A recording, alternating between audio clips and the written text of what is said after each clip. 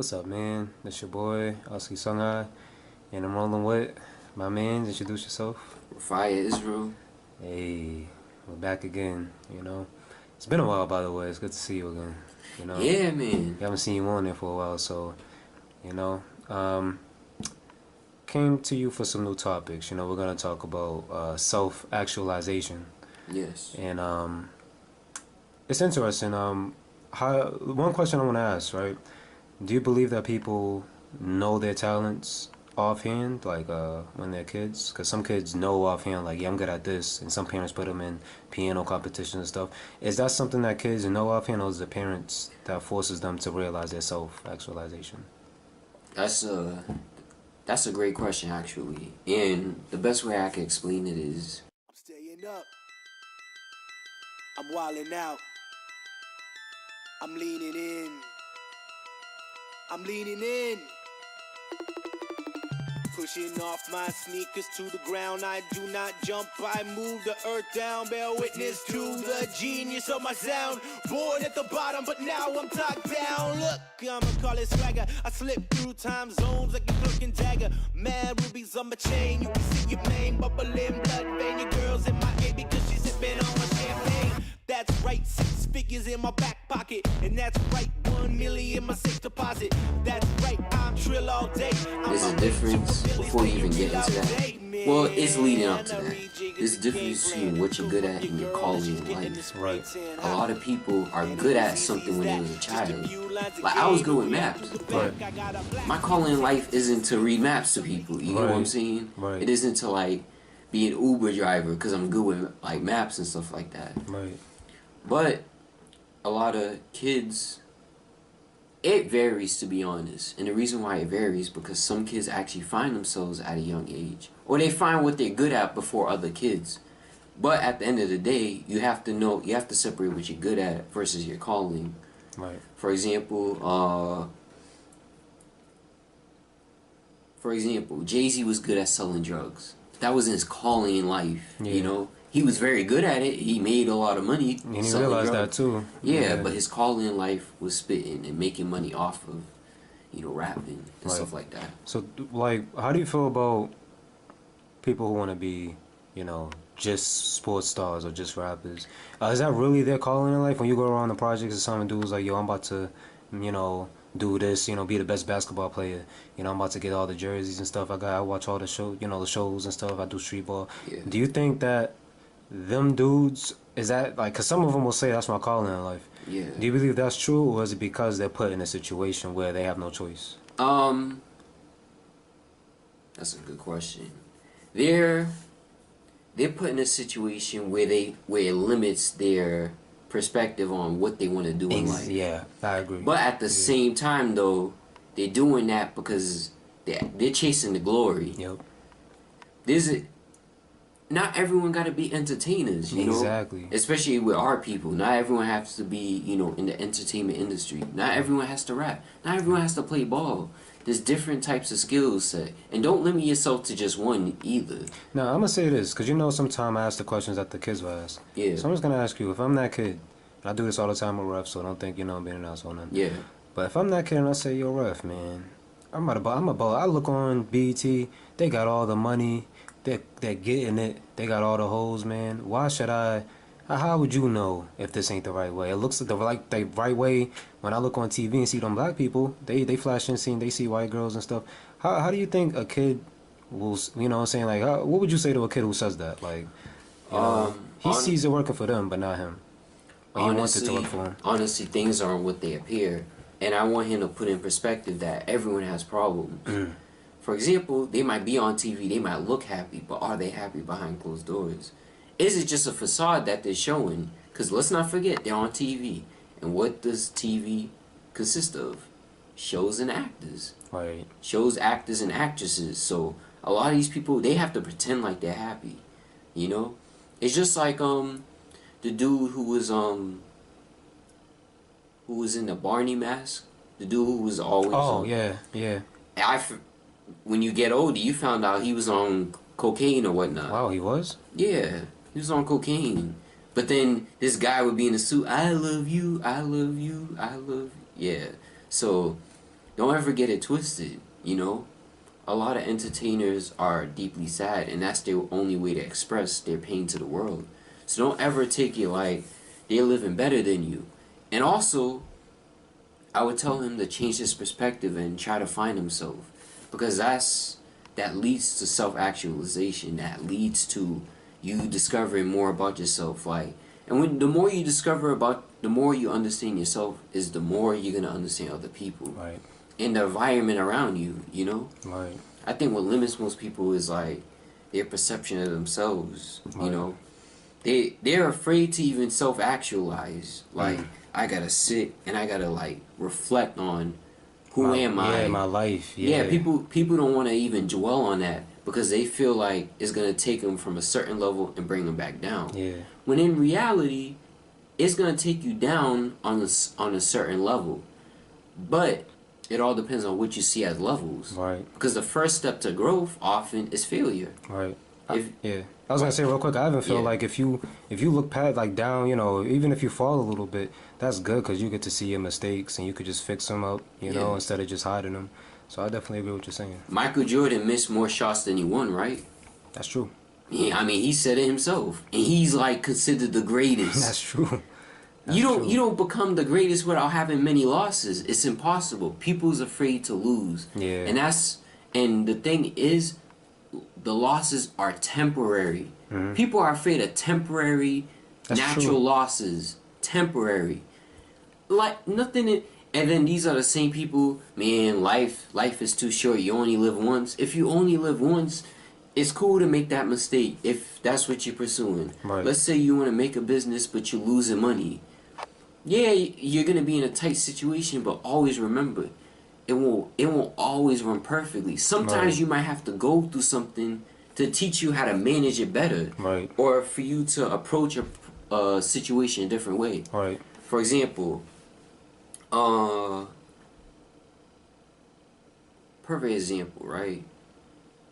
We could use like a guy who gets kicked out of his house. Yeah. From his mom, right? But the dude, he's fighting with his mom, like, nah, mom, like, I need to be with you, blah, blah, blah. And she's like, you're old enough, move on, blah, blah, blah. And so in the guy's mind, damn, I'm gonna have to pay rent on my own. I'm not gonna be saving money like I was before. Right. I'm not gonna have those same luxuries. When in reality, he's just moving a step above as far as independence. Yeah. It all comes down to your perception. I'll use my story as an example. When I was unemployed, all I kept feeling, actually, I could even fast forward. I could rewind that back a little bit. When I was in school, in college, I didn't feel content. I didn't feel content at all because I wasn't doing it because I wanted to. I did it out of the sake of the family. And when you self-actualize, you oftentimes have to go against the grains of the standards your family has. You know, dudes who go to prison and change their life. Yeah. It's through self-actualization. Yes. Because what they was fighting against, you know, whatever crime they was doing, they was at a certain level. Yep. But when they felt like they was in prison, they felt like they was below. And sometimes that feeling of below can either decrease you or shoot you up. Yeah. But it's all a spiritual journey, you know? Right. So you go from being, even though, you know, being in a prison is a bad predicament. Don't get me wrong, I'm not making it light.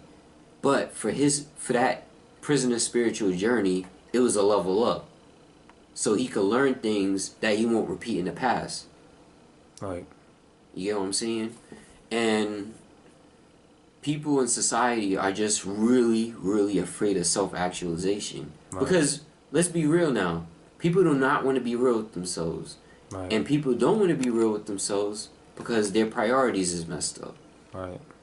You have to have strong priorities. You have to use your time well. If you're willing to go Black Friday shopping, you must have time to read a book. That's you true. must.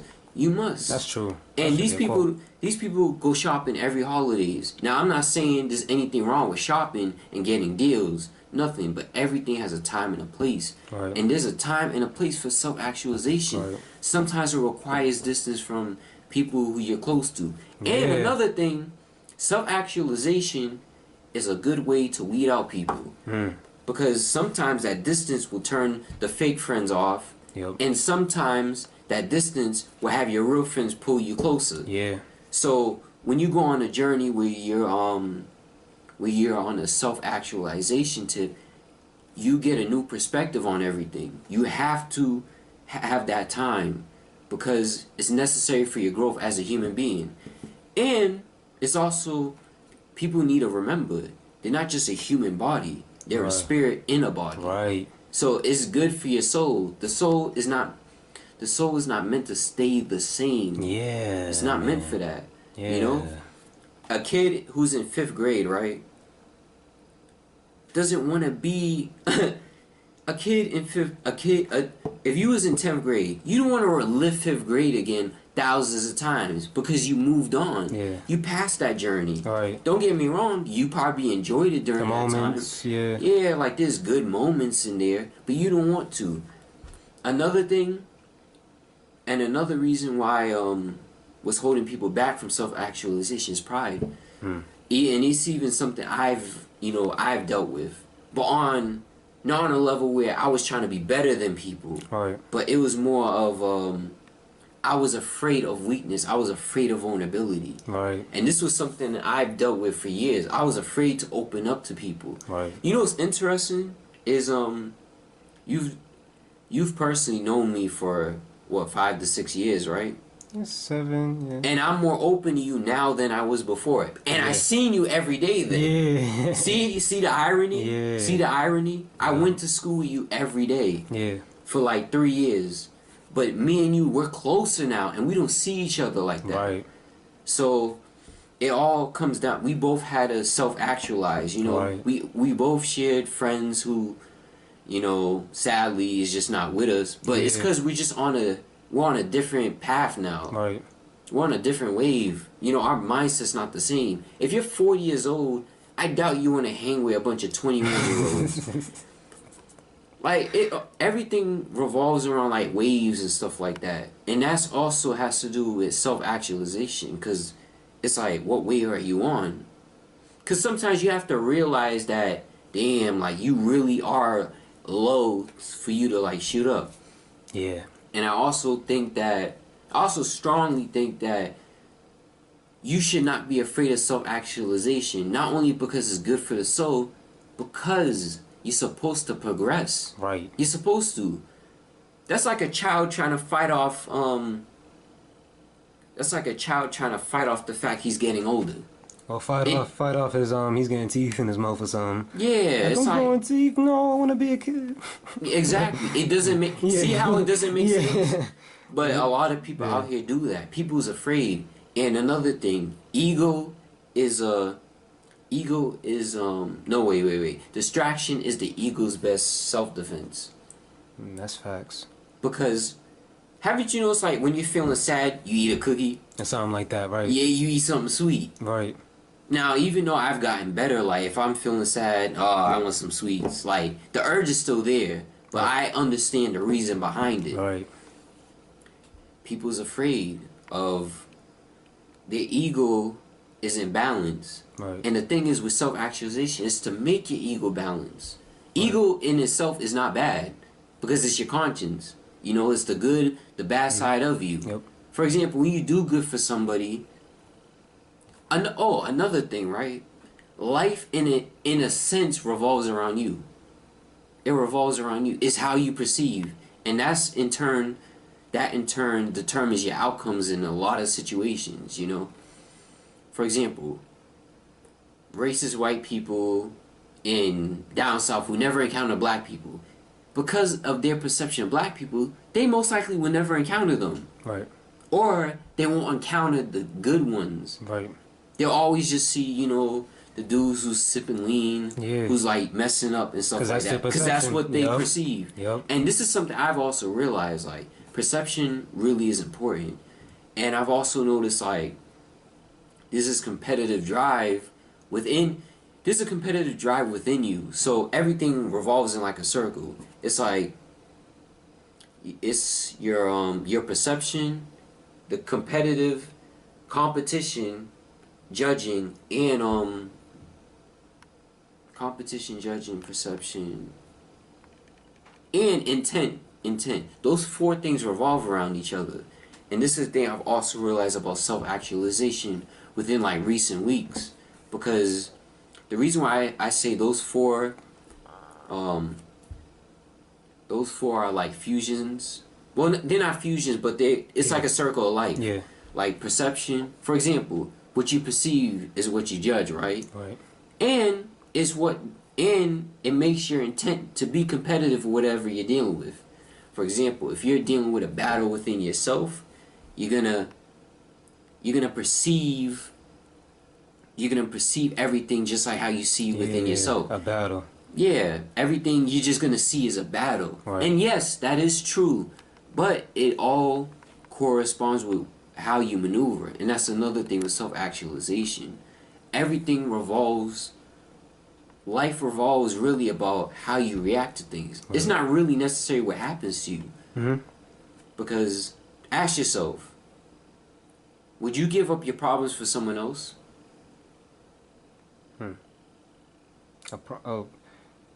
Give up my problems for someone else. Someone else's problems, you mean? Yes. No. I wouldn't. Exactly. Yeah. Exactly. Because you don't really understand that person to really want to have his problems. But you know, it's crazy. People think they understand somebody else. You know, like, especially, I want to ask you this. Even with the OGs, you said self-actualization. Yes. You know, do you feel like, because I was thinking about today, it's going to be a little sturdy, but just try to bear with me. I was thinking about today how many older guys, like 40 or 50 or so, they claim that they know how to, you know, treat a woman and whatnot. Yes. But a lot of the times, it's always oriented around,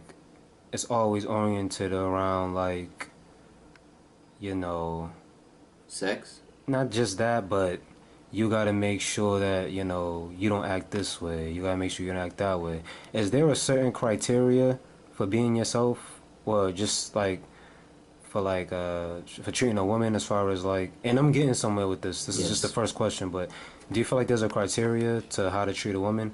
And if yes, right?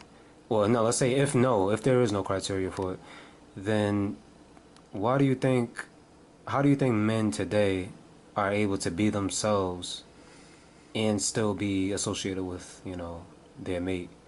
Because, like, how can you be yourself while being with somebody who's going to understand your true colors? Because a lot of times these dudes, they don't really be themselves when they're talking to females. Like, I see a lot of dudes who get some, you know, you look at their wedding photos, they act all respectful and, you know, they don't do extra shit. But then when they get outside of that, yo, nigga, what the fuck, nigga? I'm not saying you're supposed to do that at the wedding, but it's just like, you know, like something. It's like the same way how a thug is when he goes to church. He's like, okay, you know, I'm respectful. But when he gets outside that church, he's shooting on the same block as the church, you know? Yes. So it's like, what do you think? Like, do you feel like men have a certain criteria for getting women? And if no, you know what I'm saying? Like, how are they still able to be themselves with their women? That's a good question. It's the best way. BLACKBOOKT.V, you know, I do this. Yeah, you do. That's a heavy question. That's probably the heaviest question I've been asked, like, in the past, like, few weeks. Yeah. The best way I could see it is it all comes down to your perception. How you perceive women. Right. You have to understand, not all women are the same, but a lot of women are similar. Most people are similar. Like, for example, most people want to get up, enjoy their life. They don't want to have no family members just randomly dying. Go to work, get paid, so they could take care of their business. Now tell me that don't sound like 99% of the planet. Similar, yeah. They just want to take care of their family and survive. Right. That's boom. Most people are alike 95% of the time. But that 5% difference, which requires self-actualization, is why I think that a lot of guys are just simply afraid of. Because once these guys do that, it's like, damn, they don't feed that imbalance that they're so accustomed to. Right. You know? And that's another thing. They want to feed that imbalance within themselves. Because imbalance don't always come in like, you know, it don't always come in that. It don't. Yeah. It comes in different ways. Right. Because I can talk to an older woman with no problem. Right. That a dude who's just probably my age, who physically looks more appealing, at least in this culture, dude who's like fly or whatnot, they'll be scared. Like, I'll have a conversation with a Sanaa Lathan type of woman. Right. You know what I'm saying? Right. These guys will be like, nah, she seem, you know, it's like, why are you scared? Like, she's a woman. Right. And I'm not saying women are weak. I'm just saying, like, there's no reason to be scared if Right. you're just yourself. Because I feel like a lot of dudes are afraid to talk to women. Why do you feel like dudes are afraid to talk to a woman? What is it about a woman? They're afraid of rejection. They're not afraid of talking. They're afraid of... A woman, what the woman's going to say? No, they're not worried about the woman. They're worried about themselves. Why do you feel that? Because fear often concerns... Fear is a true. defense mechanism True. for yourself. True. So they're not thinking about the girl. They're thinking about themselves. For example, there's a group of ghetto girls, right? Laughing at a table. And a dude just walks... A dude's like... Man, I could get any girl. And then you're like, I dare you to go to that group. Right. No. It's like, what are you scared of? Yeah. Go to that group and say hi or whatnot. My name is blah, blah, blah. Right. That guy will be scared because he's worried about what others view Right. instead of how he... Right. Talk to that one girl. Oh, that's all, you know. I be saying that same thing. Like, if you're supposed to talk to one girl in a group, look at her eye to eye and do not worry about the other girls. Because if you look around and all that, they're going to know that you're nervous. And a girl can spot, like as soon as Chicks possible can spot weakness. when you're nervous. Chicks can walk... women, they can spot weakness simply because they're looking for protectors. Exactly. That's real. I give you that. Yeah. That BLACKBOOKT.TV, man. That was Of course. firm. That was firm. I like that. Like, a woman knows a strong wall when she sees one. Right. Whether she likes the wall or not, she knows a strong one. You know what's crazy? In high school, I've seen popular dudes literally get rashed on by popular girls. Yeah. And I've been tried a few times, but I never fed into it because I don't care. Right. And I've noticed, like, once they see that you're on like a, I won't say untouchable, but Versatile, I'll say. not only versatile, but you're strong mentally. Women know a difference between a strong man mentally and a weak man mentally. They know automatically. Yeah. And the reason why they know is because they know how to maneuver. Yeah. Women naturally just know how to maneuver. So they know a strong, like a Michael Jai White type guy. Yeah, they know. Like a blood, like My mom likes him. yeah, like they know. Even if he didn't know martial arts, they know that they know this guy is like, yo, leave him alone. Yeah. And even guys can spot it too. Yeah. It's a level of fear and like detachment from like people's perceptions that people was like, yo. Like, I think they see, like, the fucking fearlessness in you. Like, yo, I'm not afraid to fight you. Yeah. You know what I mean? Like, I think they see that. Like, yo, I'm not afraid to get bloody and get you. I'm going to get you, though. They don't like that because they don't want to, you know. Especially this generation. They don't really like to fight like that. They just like to dance and, you know, stupid shit. Yeah, that's true. A lot of women seek protectors. Yeah. So if you don't feel secure about yourself as a man, you have no right to claim that you're going to protect a woman. Because if she can't trust you, if she can't trust the real you, why do you deserve her? Not forget deserve. Why are you worth her honor? Why are you worth it? Women feel the need that they need protectors. And us guys, that's our job, to protect women. Right. But if you are carrying yourself one way, but in a situation, you know what's crazy? Situations will put you in a situation where your true self comes out. Yeah. So, for example, That's facts. A thug, right? Let's say if a girl's like, ooh, this guy seems strong because he's a thug. But then, you know, he's in a position where, nah. When them cops come. Yeah. No, not even cops. Hey, other thugs. yeah. The real thugs will test him. You talking about them fake thugs versus. Yeah, Yeah, I like, know what you're talking about. Yeah. what you mean? Like, she's gonna look at him like he's a weakling, you know? Even if he lost the fight, as long as he fought, she still has his respect. Facts. Him winning is just more points. Yeah, that's actually true. Cause even I never really lost, but even when I fought this dude named Anthony in my 5th grade. Anthony, if you're watching this, you know who I'm talking about. But yeah, Anthony, he was a white boy who I fought, and I kind of lost, you know. I didn't get my ass for, but he tried to tackle me. I grabbed his neck, whatever. But long story short, after I did that, you know, it was people wasn't looking at me like, oh, you lost. It was like, yo, you kind of lost, but you know. No one else is gonna really fight, and it's always been like that. Cause I never ran away from a fight. No one can ever say, "Yo, Tyler ran from me." You'll never ever hear that. Yeah. Never hear that. So it's like, just real quick, I think I agree with you because that is the truth. And I just want to tell that to the audience. What he just said is facts. If you don't run away, no matter what, if you win or lose, girls is gonna look at you like, "Yo." Even the guys who fought you is gonna look at you a different way. Facts. You know what's crazy? In 7th grade, you know, I got into a fight. I clearly lost. But I'm not going to make excuses. I lost. Yeah. Point blank, I lost. You got tackled or got your ass whooped? Nah, I got hit a few times, but it was I lost. I lost. Right. But I've noticed, like, this was in 7th grade. Everyone in the school for, like, 3 months was saying, you got your ass beat by... the dude was in 6th grade. You got your ass beat by a 6th grader, blah, blah, blah, as if we was in the class the year before. But to add on to that, it was like, at that point, dudes stopped really trying me. It's interesting, right? Everyone's spreading rumors about you losing a fight, right? Right. But I wasn't tried again. Facts. That's the same here. I wasn't tried again. Yeah. It's like, this dude actually got balls. Because I was the last person you would expect in middle school to get into a fight. Right.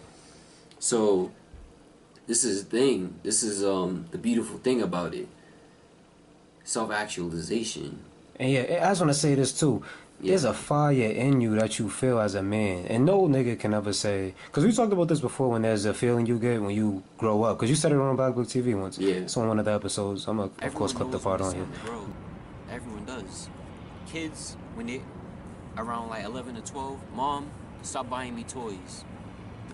They know. You know when it's time to grow. That's a good point. Now, there's other people who, you know, who dealt with like trauma and stuff, so that kind of like stops their emotional development because they haven't made peace with whatever they was dealing with. As a man, you know, like, maybe it's because I did martial arts for 13 years, but there's a fire you feel, that adrenaline, where it's like, yo, I have to get him. Like, I don't know, like, I not have to fight, but if you put in that situation, there's something in you that has to, like, sometimes it goes off. Yo, we might have to do some boxing training. But, what's also interesting? Yeah. The dude who fought me, we cool.